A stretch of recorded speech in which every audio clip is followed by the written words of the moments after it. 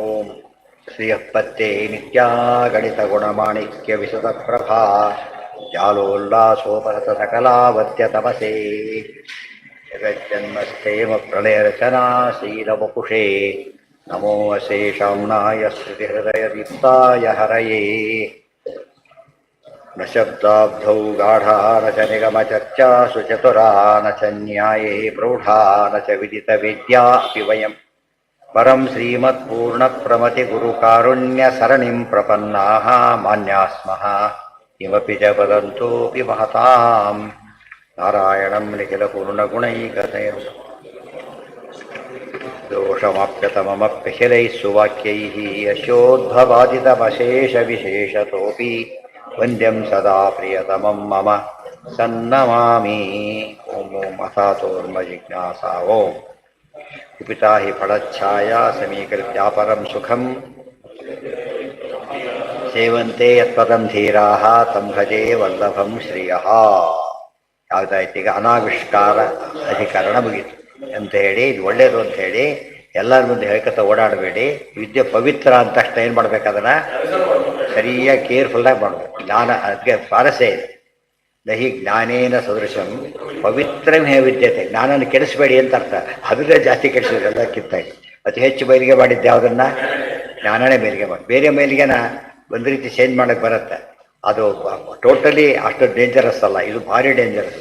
ನಮ್ಮಲ್ಲೂ ಅಷ್ಟೇ ಬಡಿ ಮಾಡಿದ್ದು ಪಾಠ ಇಲ್ಲ, ಪ್ರವಚನ ಇಲ್ಲ, ಬಡಿಗೆ ಅರ್ಥನೇ ಇಲ್ಲ. ಆಗ ಸ್ನಾನ ಮಾಡಿ ಏನು ಮಾಡಿ ಏನು ಪರ್ಪಸ್ ಸರ್ವಾದ ಬರುತ್ತೆ ಅದರೊಳಗೆ. ಆಫೀಸೇ ಇಲ್ಲ, ಸೂಟು ಬೂಟಾಗ ಏನು ಉಪಯೋಗ ಅದರೊಳಗೆ. ಕೆಲವರು ಕೊಡ್ತಾರೆ, ಯಾಕಂದರೆ ಅದೊಂದು ಫ್ಯಾಷನ್ ಆಗಿಬಿಟ್ಟಿರ್ತದೆ. ಅಕಸ್ಮಾತ್ ಯಾರು ಬಂದರೆ ಈ ಸ್ಟೇಜಲ್ಲೇ ನೋಡ್ಬೇಕು ನಮ್ಮ ಮಾತ್ರ. ಹಾಗಿಲ್ಲ. ಅಂದರೆ ಮಡಿ ಶಬ್ದಕ್ಕೆ ಅಲ್ಲೇ ಹೇಳೋಕ್ಕೆ ಪವಿತ್ರ ಶಬ್ದ ಎಲ್ಲ ಸೇರ್ಕೊಂಡ್ಬಿಟ್ಟಿದೆ. ಪವಿತ್ರ ಅಂದರೆ ಸಂಪಾದನೆ ಮಾಡಬೇಕು, ಪವಿತ್ರ ಸರಿಯಾಗಿ ನೋಡಬೇಕು, ಪವಿತ್ರ ಅಪವಿತ್ರ ಕೊಡಬಾರ್ದು, ಅಪವಿತ್ರ ಓದಬಾರ್ದು. ಒಂದು ಪದ ಎಷ್ಟು ಎಕ್ಸ್ಪ್ಲೇನ್ ಮಾಡುತ್ತೆ ಗೊತ್ತಾ? ಅದು ಪವಿತ್ರ ಮಡಿ ಅಂತಷ್ಟು ಅರ್ಥ ಆಗೋದಿಲ್ಲ, ಆ ರೀತಿ ಅರ್ಥ ಮಾಡ್ಕೋಬೇಕು. ಅದನ್ನು ತಿಳಿಸೋಕ್ಕೋಸ್ಕರ ಅಷ್ಟೆಲ್ಲ ಹೇಳಿ. ಪವಿತ್ರವಾದ್ದರಿಂದ ಕಂಡವ್ರಿಗೆ ಹೇಳಬೇಡಿ, ಯಾರಿಗೆ ಬೇಕಿಲ್ಲ ಅವ್ರಿಗೆ ಹೇಳೋಕ್ಕೆ ಹೋಗಬೇಡಿ. ಫಸ್ಟ್ ಬೇಕಿಲ್ದವ್ರು ಹೇಳೋದಕ್ಕೆ ಹೋಗಬೇಡಿ. ಯಾತಕ್ಕೆ? ನಾ ಪೃಷ್ಠ ಕಸ್ಯತಿದ್ರು ಯಾರು ವೇಸ್ಟ್. ಅದು ಬೇಕಿಲ್ದವ್ರು ಹೇಳಿದರೆ ಕಂಡ್ರೆ ದಾರಿ ಹೇಳ್ತಾ ಹೋಗಿಬಿಟ್ರೆ ನಿಮ್ಗೆ ಯಾರು ಕೇಳಿದ್ರೆ ಹುಚ್ಚ ಅಂತ ಕರೀತಾರೆ. ಕೇಳಿದರೆ ಹೇಳದೇ ಇರಬಾರ್ದು, ಆದರೆ ಪರೀಕ್ಷೆ ಮಾಡಿ ಹೇಳಬೇಕು. ಯಾತಕ್ಕೆ ಕೇಳ್ತಾನೆ? ಅವನು ಆಕ್ಷೇಪ ಮಾಡ್ಲಿಕ್ಕೆ ಕೇಳ್ತಾನೋ, ತಿಳ್ಕೊಳ್ಳೋಕೆ ಕೇಳ್ತಾನೋ, ಅದು ಯೋಚನೆ ಮಾಡಬೇಕು. ದುರುದ್ದೇಶ ಇದ್ದರೆ ನಾಪಿ ಅನ್ಯಾಯೇನ ಪೃಚ್ಛತಃ, ಮನುಸ್ಮೃತಿಯ ಮಾತದು. ನಾ ಅಪೃಷ್ಟ ಕಶ್ಚಿತ್ ಬ್ರೂಯಾತ್. ಕೇಳದೆ ಯಾರಿಗೂ ಹೇಳಬಾರ್ದು, ಸಾಮಾನ್ಯ ವಿಷಯನೇ ಹೇಳಬಾರ್ದು. ವಿಶೇಷ ವಿಷಯ ಯಾಕೆ ಹೇಳಬೇಕು? ಪ್ರಸಂಗನೇ ಇಲ್ಲ. ನಾಪಿ ಅನ್ಯಾಯೇನ ಪೃಚ್ಛತಃ. ಕೆಟ್ಟ ಉದ್ದೇಶಕ್ಕೆ ಕೇಳ್ತಾನೋ, ಕೆಟ್ಟ ಉದ್ದೇಶ ಮಿಸ್ಯೂಸ್ ಮಾಡ್ತಾನೋ. ಇವತ್ತು ಎಷ್ಟೋ ಜನ ಕೇಳ್ತಿರ್ತಾರೆ, ಆ ರೀತಿ ತೊಗೊಂಡು ಡೂಪ್ಲಿಕೇಟ್ ಮಾಡಿ ಮಾಡ್ತಾ ಇರೋದಾಗೆ. ತಿಳಿಸೇ ಮಾಡೋರು ಇದ್ದಾರೆ, ಸುಮ್ಮನೆ ಪರ್ಮಿಷನ್ ತೊಗೊಂಡಾಗ ಮಾಡಿಬಿಟ್ಟು ಮಿಸ್ಯೂಸ್ ಮಾಡೋರು ಸಿಗ್ತಾರೆ. ಅದೆಲ್ಲ ಆಗಬಾರ್ದು. ಅನ್ಯಾಯದಿಂದ ಕೇಳೋರಿಗೆ ಹೇಳಬಾರ್ದು. ಇಬ್ಬರುವನ್ ಮಾಪಿ ನರೋ ಭವತಿ ಪಾತಕಿ ಅಂತ ಮನುಸ್ಮೃತಿ. ಒಳ್ಳೆಯವರು ತಮ್ಮಲ್ಲಿ ಏನಾಯ್ತು ಗೊತ್ತಾ? ಕಂಡ್ಕೊಂಡವ್ರು ಹೇಳಬಾರ್ದು ಅಂತ ಹೇಳಿದ್ರು. ಮಕ್ಕಳಿಗೆ ಹೇಳೋದು ಬಿಟ್ಬಿಟ್ರು. ಮಕ್ಕಳಿಗೆ ಹೇಳಿದೆ, ಯಾಕಂದರೆ ಬಡಿ ಅಂತ ಹೇಳಿ. ಅದಕ್ಕೇನರ್ಥ? ಸಂಬಂಧ ಪಡದೆ ಆಚಾರದಕ್ಕೆ ಹೇಳಿದರು. ಮಕ್ಕಳು ಅಣ್ಣ ತಮ್ಮಂದಿರೆಲ್ಲ ಎಂಥವ್ರವರೆಲ್ಲ ಸೇರಿದವರಾದ್ದರಿಂದ ತಮ್ಮಂದಿರು ಅಂದರೆ ಶಿಷ್ಯರಿದ್ದಾಗೆ ಲೆಕ್ಕ. ಅವ್ರಿಗೆ ಹೇಳಲೇ ಶಾಸನ ಮಾಡಬೇಕು, ಬರೀ ಹೇಳೋದಲ್ಲ, ಶಾಸನ ಮಾಡಬೇಕು ಅಂತ ಹೇಳ್ತಾ. ಇದು ಟೂ ಮಚ್ ಆಗಿದ್ದಕ್ಕೆ ಏನಾಯ್ತು ಕೊನೆಗೆ? ಮಕ್ಕಳು ಸಂಧ್ಯಾವಧಿ ಕೂಡ ಮಾಡದಂತೆ ಆಗೋಗ್ಬಿಟ್ಟು. ಭಾರಿ ದೊಡ್ಡ ವಿಷಯ ಬಿಟ್ಬಿಟ್ಟು ಸುಧಾ ಓದೋದು ಬೇಡ, ಸಂಧ್ಯಾವಧಿ ಮಾಡೋದು ಬಿಟ್ಬಿಟ್ಟು ಅವನೇ ಮೈಲಿಗೆ ಬಿಡು ಹೋಗಿ ಅದು ಬಿಟ್ಬಿಟ್ಟು ಕೊನೆಗೆ ಅದು ಕೆಟ್ಟೋಯ್ತು. ಅದಾಗಬಾರ್ದು. ಅನಾವಿಷ್ಕರ ಶಬ್ದಕ್ಕೆ ಯಾರಿಗೂ ಹೇಳಬೇಡಿ ಅಂತ ಅರ್ಥ ಅಲ್ಲ. ಹೇಳಿಲ್ಲ ಯಾರು ಬರಬಾರ್ದು ಒಡವೆ ಅಂತಿದ್ರೆ ಬೀಗ ಹಾಕೊಂಡು ಹೋದ್ರೆ ಹೋಗ್ಬೇಕು. ಅಲ್ಲಿ ಯಾಕೆ ಕುಡಿಸ್ಬೇಕು? ಒಬ್ಬನ್ನ ಆಫೀಸ್ ತಗೊಂಡು ಕುಡಿಸಿರ್ತಾರೆ ಮುಂದೆ. ನೋ ಎಂಟ್ರಿ ಅಂತ ಆಗೋದಾದರೆ ಬೀಗ ಹಾಕೊಂಡೋದ್ರೆ ಆಯ್ತಪ್ಪ. ಯಾಕೆ ಕುಡಿಸ್ತಾರಲ್ಲಿ? ಬಿಡಬೇಕಾದವ್ರು ಬಿಡಬೇಕು, ಉಳಿದವ್ರು ಬಿಡಬಾರ್ದು ಅಂತ ಅರ್ಥ. ಪವಿತ್ರ ಶಬ್ದಕ್ಕೆ ಅರ್ಥ ಅದು. ಅದು ಬಿಟ್ಬಿಟ್ಟು ಯಾರಿಗೂ ಹೇಳದೆ ಹೋಗ್ಬಿಟ್ಟು ಲಾಕ್ ಆಯ್ತು. ಆ್ಯಕ್ಚುಲಿ ಗೊತ್ತಾಯ್ತಾ? ಲಾಕ್ ಆದಾಗ ವಿದ್ಯೆ ಪೂರ್ತಿ ಡಿಸ್ಕನೆಕ್ಟ್ ಆಗೋಗ್ಬಿಟ್ರು ಪೂರ್ತಿ. ಸಾಮಾನ್ಯರೆಲ್ಲ ಲಿಂಕ್ ತಪ್ಪು. ಅದು ಸರಿ ಮಾಡೋಕ್ಕೆ ಆಗ್ತಾ ಇಲ್ಲ. ಈಗ ಎಷ್ಟು ತಪ್ಪೋಗಿದ್ದಾರೆ ಅಂದರೆ ಲಿಂಕ್ ತರೋದೇ ಕಷ್ಟ ಆಗಿದೆ. ಅದು ಬೇರೆ ಲಿಂಕ್ ಅಡಾಪ್ಟ್ ಮಾಡ್ಕೊಂಡ್ಬಿಟ್ರೆ ಆಗಲಿ. ಅವರು ಬಿಟ್ಟೋದ್ರೆ ಬೇರೆ ಅಡ್ಜಸ್ಟ್ ಆಗಿಬಿಟ್ಟಿದ್ರು, ಬಿಟ್ಟು ಬರೋಕ್ಕೆ ಬರೋಲ್ಲ. ಕನ್ನಡ ಹೇಳ್ತಾರೆ, ಅದೇ ಮಾತನ್ನು ಹೇಳ್ತಾನೆ. ಕೃಷ್ಣ ನಾನು ಹೊರಗಿಲ್ಲ ಈಗ. ಯಾಕೆ ಗೊತ್ತಾ? ಒಂದು ಕಡೆಗೆ ದುರ್ಯೋಧನ ಕಮಿಟ್ ಆಗಿಬಿಟ್ಟಿದ್ದಾರೆ.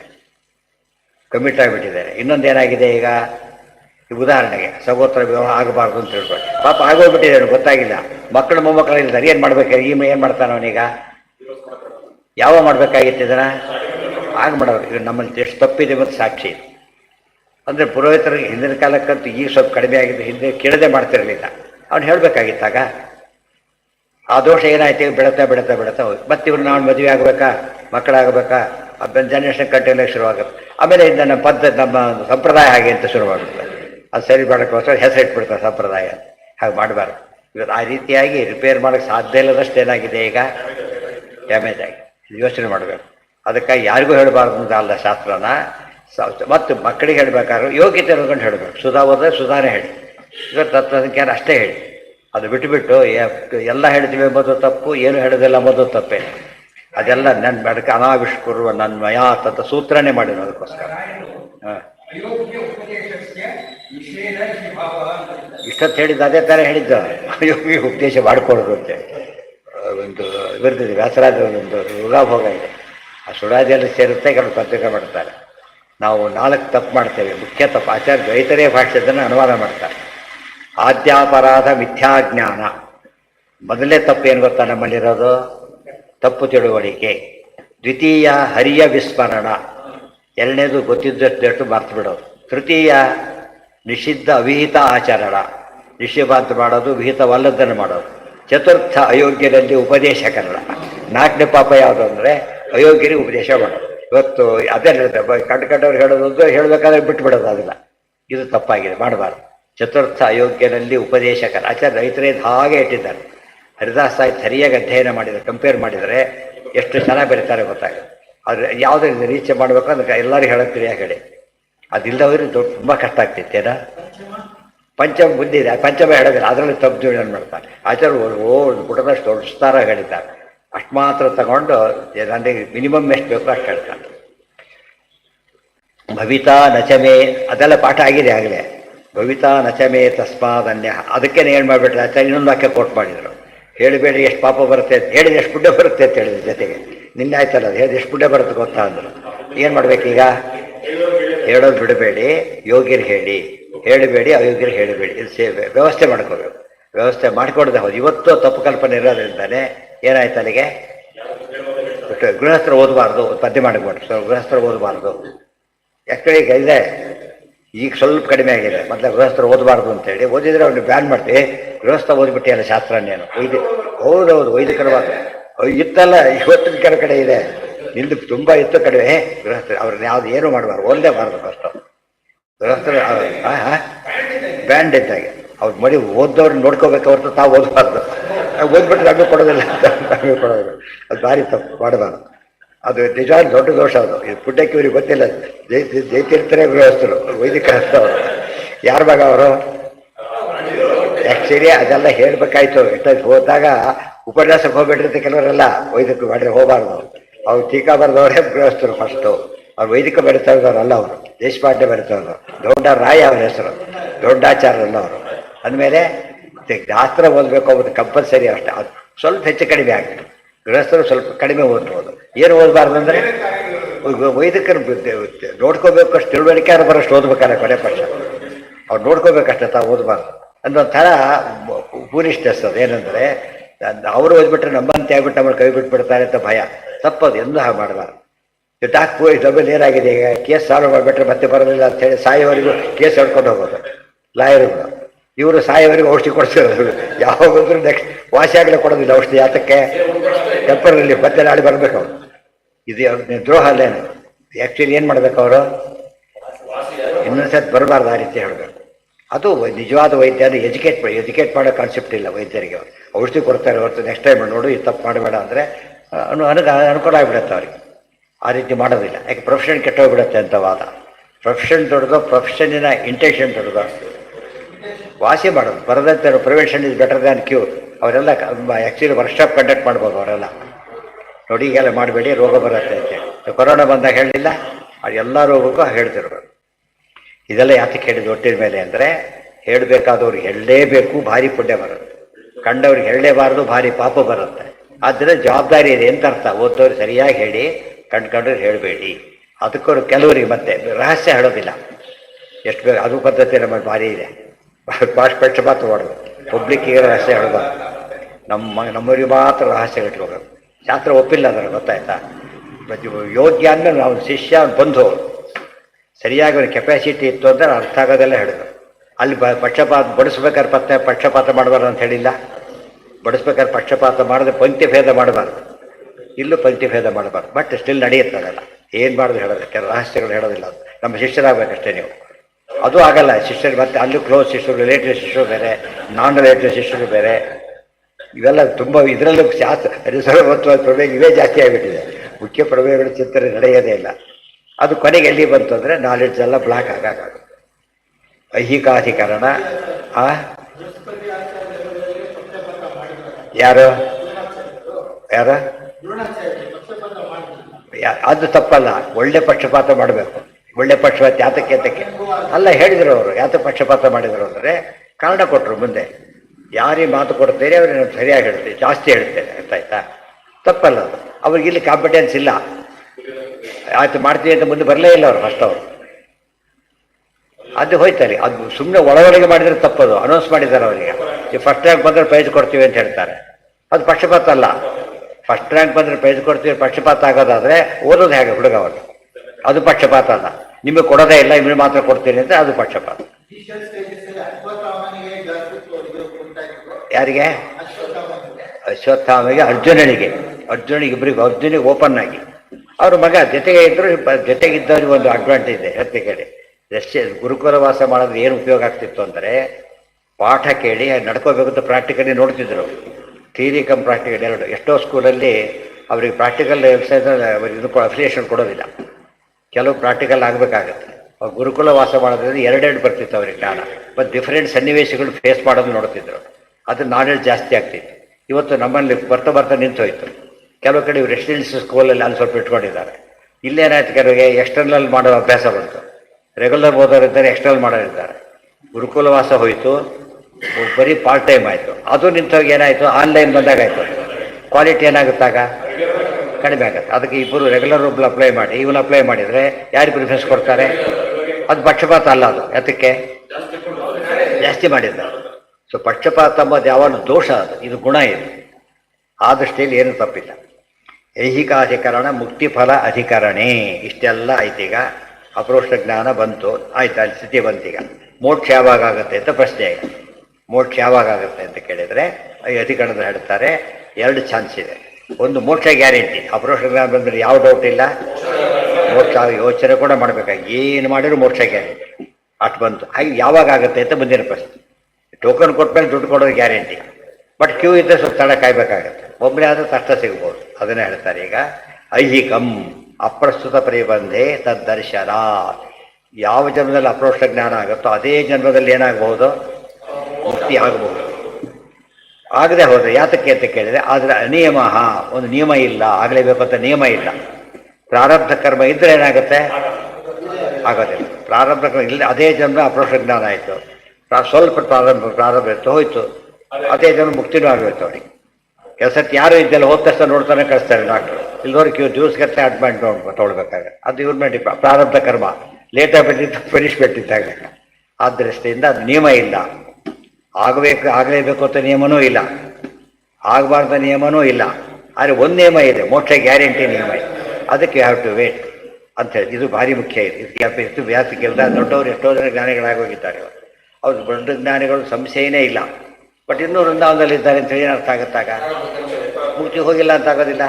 ಅದಕ್ಕೆ ಹೇಳ್ತಾರೆ ದೋಷ ಅಲ್ಲ, ಅದು ಅನುಗ್ರಹ ಮಾಡೋಕ್ಕೋಸ್ಕರ ಇದ್ದಾರೆ.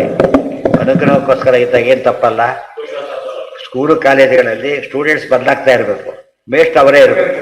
ಮೇಷ್ಟು ಬದಲಾಗ್ತಿದ್ರೆ ಸರಿ ಇಲ್ಲ ಅಂತ ಅರ್ಥ. ಹುಡುಗರು ಅವರೇ ಇದ್ದರೆ ಫೇಲ್ ಆಗ್ತಾರೆ ಅಂತ ಅರ್ಥ. ನೋಡಿ, ಮೇಷ್ಟ್ರು ಯಾಕಲ್ಲಿ ಸರ್ ಅವ್ರು ಬೈತಾರೆ, ಏನಯ್ಯ 10 ವರ್ಷದಲ್ಲಿ ಸರ್ 20 ವರ್ಷ ನೀವಿಲ್ಲ ಇದ್ದಿಲ್ಲ ಅಂತ ಕೇಳಿದ್ರೆ ಹೇಳಬೇಕು ಅವರಿಗೆ. ಒಳ್ಳೆ ಮೇಷ್ಟ್ರು ಇದ್ದಾರೆ ಅಂತ ಅರ್ಥ. ಇವನು ಬೇಗ ಹೋದಷ್ಟು ಒಳ್ಳೆ ವಿದ್ಯಾರ್ಥಿ, ಅವ್ರು ಹೋಗದೆ ಇದ್ದಷ್ಟು ಒಳ್ಳೆ ಮೇಷ್ಟ್ರು. ಆದ್ದರಿಂದ ಅದು ಗುಣ. ಅದು ಯಾರಿಗೆ ಗುಣ? ಬ್ರಹ್ಮದೇವರಿಗೆ ಭಾರಿ ಗುಣ. ಅವರಷ್ಟು ಹೆಚ್ಚು ಲೈಫ್ ಯಾರಿಗೂ ಇಲ್ಲ. 100 ವರ್ಷ ಇಡೀ ಪರಕಾಲ ಅವರು ಅಷ್ಟು ತೊಡ್ತಿರ್ತಾರೆ. ನಮಗೆ ಅಯ್ಯೋ ಪಾಪ ಏನು ಪ್ರಾರಂಭ ಇರೋದು ಅಂತ ಹೇಳೋದಲ್ಲ. ಎಷ್ಟು ಹೇಗಿದ್ದಾರೆ ಅವರೀಗ? ಎಲ್ಲರಿಗೂ ಗುರುಗಳಾಗಿದ್ದಾರೆ, ಆ ಸ್ಟೇಜಲ್ಲಿದ್ದಾರೆ. ಇದು ಉಳಿದವರು ಹುಟ್ಟೋದಕ್ಕೆ ಸಾಧ್ಯ ಇಲ್ಲ, ಆ ಸ್ಥಿತಿ ಆಗ್ತದೆ. ಅದು ಗುಣ ಮುಗಿದಿರಬೇಕು. ಮೋಕ್ಷಕ್ಕೆ 2 ಬೇಕು. ಒಂದು ಭಯಾನ ಬೇಕೇ ಬೇಕು, ಪ್ರಾರಬ್ಧ ಮುಗಿದಿರ್ಬೇಕು. 2 ಬಹುನಾಮ್ ಜನ್ಮನಾಮಂತೆ ಜ್ಞಾನವಾನ್ ಜ್ಞಾನವಾನ್ ಆಗಲೇ ಬಹು ಜನ್ಮಗಳು. ದೇವರ ಹತ್ರ ಅವನಿಗೆ ಅಷ್ಟು ಗ್ಯಾಪ್ ಇಲ್ಲ. ಪ್ರಾರಬ್ಧ ಎಷ್ಟೇ ಇದ್ದರೂ ಕೂಡ ಸಾಧನೆಗೆ ಎಷ್ಟು ಬೇಕೋ ಅಷ್ಟು ಗ್ಯಾಪ್ ಇರೋದಿಲ್ಲ. ಎಷ್ಟೇ ಆದರೂ ಇವತ್ತು 1 ಗಂಟೆ 2 ಗಂಟೆ ಲೇಟ್ ಆಗ್ಬೋದು, ಟಿಕೆಟ್ ಕೊಟ್ಟು ಕುಡಿಸಿದ ಅಂದರೆ ಅಷ್ಟಾಗುತ್ತೆ ಹೊರತು ಇಲ್ಲ ಅಂತ ಹೇಳೋದೇ ಇಲ್ಲ. ಭಾರಿ ಲೇಟ್ ಆದ್ರೆ ಅವನೇ ಇರೋದಿಲ್ಲ. ಆದ್ದರಿಂದ ಇಲ್ಲಿ ಆಫೀಸ್ಗಳಲ್ಲಿ ಒಂದು ಲಿಮಿಟ್ ಇರುತ್ತೆ, ತುಂಬ ಇರೋದೆ. ಅದು ಅರ್ಥ ಹೇಳ್ತಾರೆ. ಏವಂ ಮುಕ್ತಿಫಲ ಅನಿಯಮಸ್ಥ ತದ ಸೂತ್ರ ಅದು. ಅಧಿಕರಣ ದ್ವೇಷ ತಾತ್ಪರ್ಯ ಸಂಕ್ಷೇಪೇಣ ಏವವೇದೆ. ಇದೆಲ್ಲ ಒಂದು ಸೂತ್ರ ಬಿಡದೆ ಅರ್ಥ ಬರೆದರೆ ಬ್ರಹ್ಮಸೂತ್ರ ಭಾಷೆಯಲ್ಲಿ ಎಷ್ಟೋ ಸೂತ್ರ ಅಧಿಕರಣ ಜಂಪ್ ಮಾಡಿಬಿಡ್ತಾರೆ ಅದರೊಳಗೆ. ಅದು ಓದೋರು ಓದಬೇಕು ಅಂತ ಅರ್ಥ. ಇವತ್ತು ಓದದೇ ಇದ್ದವರು ಓದೋದಾಗುತ್ತೆ ಸಾಮಾನ್ಯ, ಅದು ಪದ್ಧತಿ ಆಗುತ್ತೆ. ಏವಮೇವ ಅವಿರೋಧೇನ ಪ್ರಾರಬ್ಧಶ್ಚೈವ ಕರ್ಮಣಃ ಜ್ಞಾನಂ ದುಷ್ಟಫಲಂ ಪ್ರೋಕ್ತಂ ಮುಕ್ತಿಶ್ಚೈವೇಹ ಲಭ್ಯತೆ. ಏವಮೇವ ಅವಿರೋಧೇನ ಪ್ರಾರಬ್ಧಶ್ಚೈವ ಕರ್ಮಣಃ, ಪ್ರಾರಬ್ಧ ಕರ್ಮ ಹೋಗ್ಬೇಕಷ್ಟೇ. ಜ್ಞಾನಂ ದುಷ್ಟಫಲಂ ಪ್ರೋಕ್ತಂ, ದುಷ್ಟಫಲ ಅಂದ್ರೇನು? ಕಣ್ಣಿಗೆ ಕಾಣೋದು ಜ್ಞಾನ. ಮುಕ್ತಿಶ್ಚೈವ ಇಹ ಲಭ್ಯತೆ, ಮುಂದೆ ಮುಕ್ತಿನೂ ಅಷ್ಟೇ ಖಚಿತ. ವಿವರಣೆ ಕೊಡ್ತಾರೆ. ಪ್ರಾರಬ್ಧಶ್ಚ ಕರ್ಮಣು ಅವಿರೋಧೇನ ಇವ, ಪ್ರಾರಬ್ಧ ಕರ್ಮ ಇದ್ದರೆ ಅದು ವಿರೋಧವಾಗದಂತೆಯೇ ಜ್ಞಾನ ಮೋಕ್ಷವನ್ನು ಕೊಡುತ್ತೆ ಹೊರತು ಇಲ್ಲದವ್ರು ಏನಾಗಬೇಕು, ಅಲ್ಲಿಗೆ ಕಾಯ್ಬೇಕಾಗತ್ತೆ. ದುಷ್ಟಂಚ ತತ್ ಫಲಂ ಚೇತಿ ದುಷ್ಟಫಲಂ. ಯಾವ ಫಲ ಕಣ್ಣಿಗೆ ಕಾಣುತ್ತೆ ಏನಂತಾರೆ ಅದಕ್ಕೆ? ದುಷ್ಟಫಲ. ಇವತ್ತು ಕೆಲವು ಕೆಲಸ ಮಾಡಿದ್ರೆ ಆಲೆ ಫಲ ಸಿಕ್ಕಿಬಿಡುತ್ತೆ, 4 ತಿಂಗಳಿಗೆ ಫಲ ಬಂದ್ಬಿಡುತ್ತೆ. ಈಗ ಆದರೆ ಮಾವಿನ ತೋಟ ಅವೆಲ್ಲ ಬೇವಿನ ತೋಟ ಮಾಡಿದರೆ ವರ್ಷಗಟ್ಟಲೆ ಕಾಯ್ಬೇಕು. ಈ ದೃಷ್ಟ ಅದೃಷ್ಟ, ಅರ್ಥ ಆಯ್ತು? ದೃಷ್ಟ ಅದೃಷ್ಟ. ಇವತ್ತು LIC ಮಾಡಿಸ್ತಾನೆ, ಅದು ಆಫ್ಟರ್ ಡೆತ್ ಅಂತಿದ್ರೆ ನೋಡೋಕ್ಕೆ ಸಾಧ್ಯ ಇಲ್ಲ. ಇವತ್ತು ಇನ್ನೊಬ್ರು ನೋಡ್ತೀವಿ, ಇವನಿಗೆ ನೋಡೋಕ್ಕೂ ಆಗೋದಿಲ್ಲ. ಅದು ಸಾವು ಒಟ್ಟಿಗೆ ಹ್ಯಾಂಗೆ ನೋಡೋಕ್ಕಾಗುತ್ತೋ ಅವನು? ಕೆಲವು ಹಾಗಲ್ಲ ನೋಡುವ. ದೃಷ್ಟ ಅದೃಷ್ಟ. ದೃಷ್ಟಫಲಂ ಶ್ರವಣಾದಿ ಸಂಪೂರ್ತಿ ಅನಂತರಮೇವ ಜ್ಞಾನ ಉತ್ಪದ್ಯತೆ. ಶ್ರವಣಾದಿಗಳ ಫಲ ಪೂರ್ತಿ ಆಗಿಬಿಟ್ರೆ ಜ್ಞಾನ ಬರುತ್ತೆ, ಅದು ದೃಷ್ಟ. ಜ್ಞಾನ ಬಂದು ಓದಿದ್ದಾನೆ, ಜ್ಞಾನ ಬಂತು, ಕಣ್ಣಾರೆ ಕಂಡಿದೆ ಎಲ್ರಿಗೂ. ಆದರೆ ಯದಿ ಪ್ರಾರಬ್ಧ ಕರ್ಮ ಪ್ರತಿಬಂಧಕಂ ನಾಸ್ತಿ ತಸ್ಮಿಂಸ್ತು ಸತಿ ತದವಸಾನೇ ಇತಿ. ಇನ್ನು ಮೋಕ್ಷ ಬರೋದು ನಿಶ್ಚಿತಾನೆ.